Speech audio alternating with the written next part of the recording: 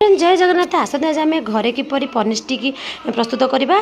ताहा जाना तो बहुत टेस्टी एंड इजी फास्ट आम कॉर्नफ्लोर बेसन लुण हल्दी के भल कि फेंटीदेवा आपन चाहे कॉर्नफ्लोर मैदार करेंगे जेतुटा हेल्दी मैदा आम खाऊनु तो से मुझे बेसन को आड कर अदा कंचा लंका रसुण गोलमरीच छेचा को देदेवा लेंबू देदेवा ता सहित पानी देकी भल कि फेंटीदेवा तो हल्का सोरिष तेल देदेकी भल कि फेंटिकी 10 मिनट घोरेदेवा एपटे आम कॉर्नफ्लेक्स को ग्राइंडिंग करदेवा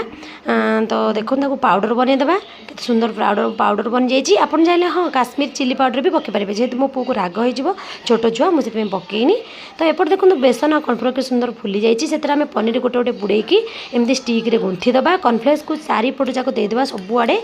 तो तापर आम कड़े ततेकी तेल देकी एमती स्टिक को